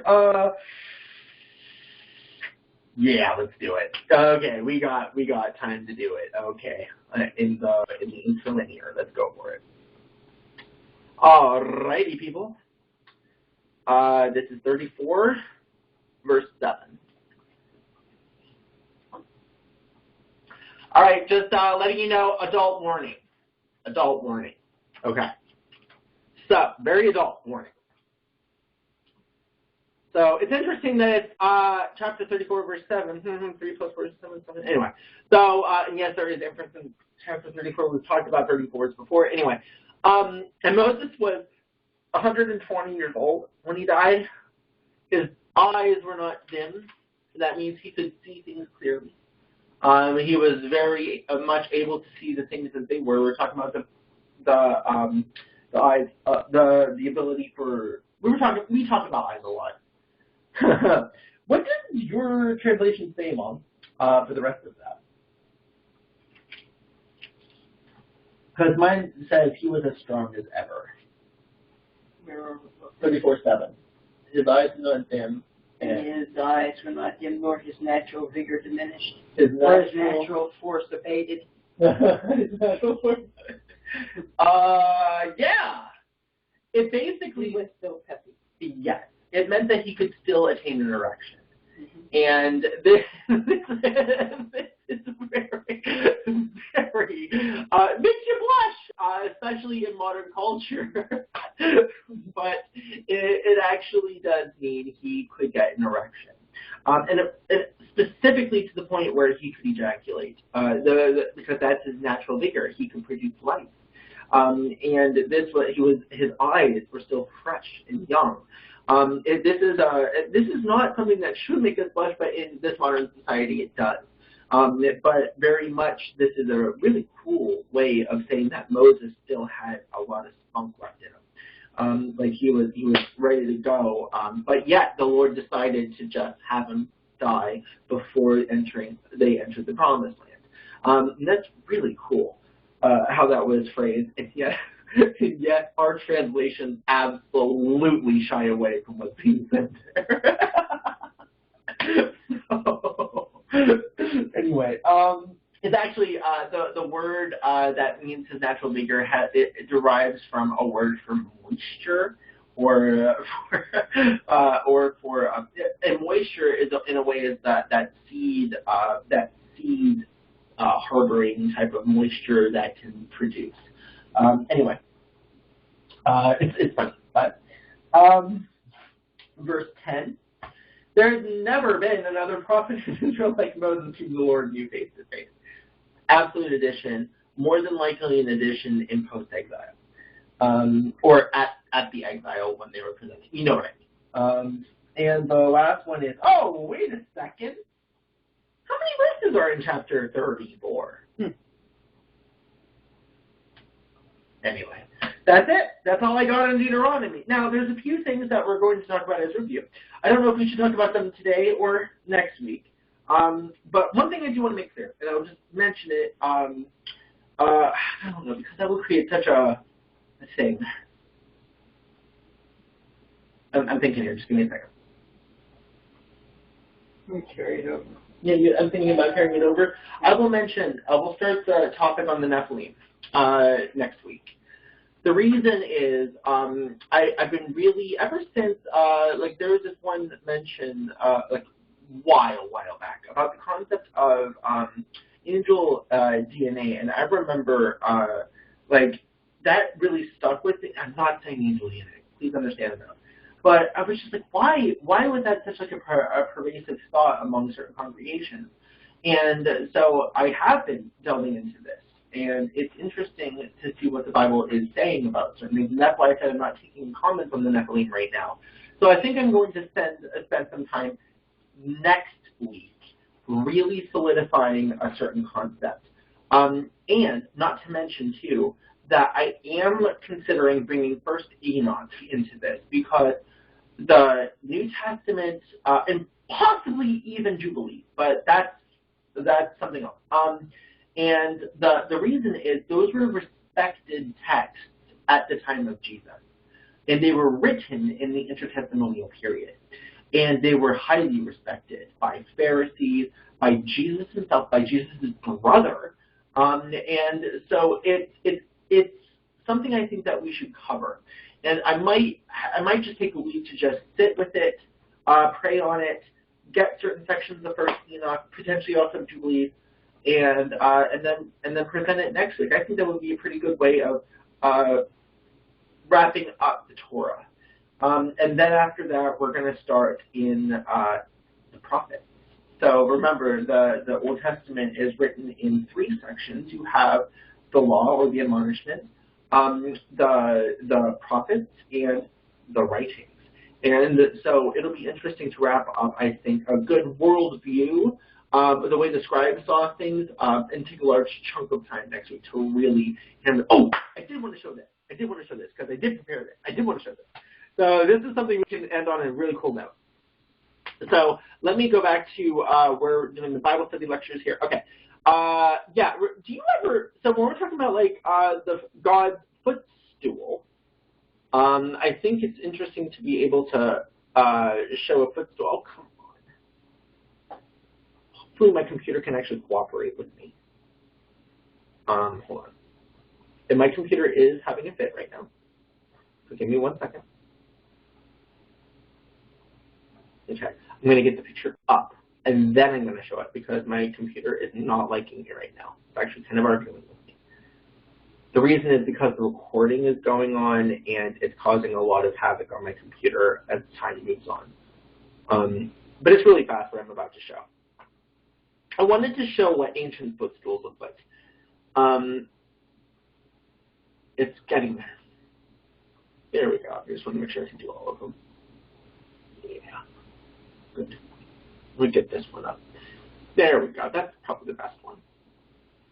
So these are ancient footstools that would usually be put in front of large chairs or thrones. I don't know if these were throne ones, but they were very similar. Notice that they could either be rectangular or circular. And do you remember that it often talks about the earth is God's footstool? This is the way they envisioned the world. They believed that there were 4 pillars, and that the footstool section was what the earth was. And so it says that God, and this was his, earth was his footstool. That is what's being inferred there.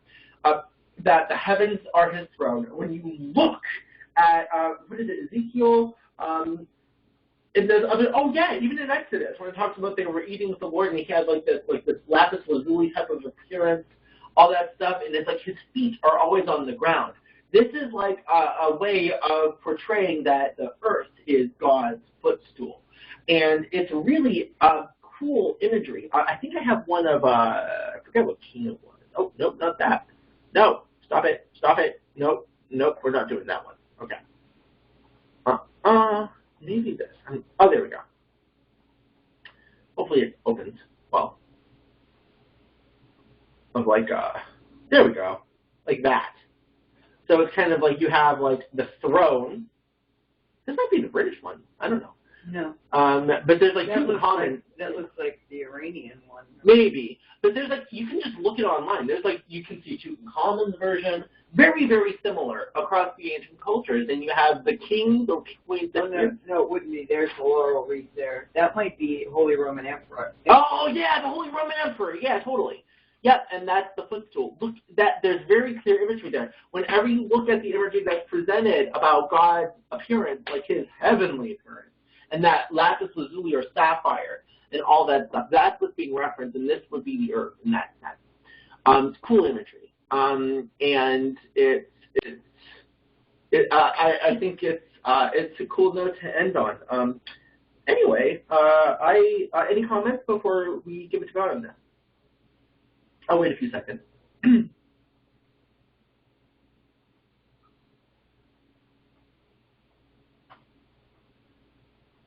Okay, all right. Let's go ahead and give them. Oh, Father, thank you. We have come to the end of the main sections of the Torah, and then next week we're really going to put everything together in terms of how we wrap up this whole admonishment here. Father, we just thank you for being able to lead us, to be for allowing us to see Scripture more clearly in eyes that are not clouded, with eyes that are still full of that are not dimmed, and that are awakening. This is so cool to be able to read the Bible. This Scripture that I have read for so much of my life, and now it's really becoming more alive than ever before. And here we are just thanking you for this opportunity. Father, thank you for guiding me. Thank you for fueling my excitement. Thank you for just keeping this gathering together. Thank you for the poetic nature of all these things. Thank you for putting every aspect of art and beauty, allowing this art and beauty to just jump off the page at us. It's so cool. So we just thank you for having allowed the millennia not to diminish the value, and actually also add to the value of these scriptures. And we just thank you for the modern times of us being able to search things that we wouldn't have been able to search 50 years ago, the constant access to information that was hidden away in libraries before.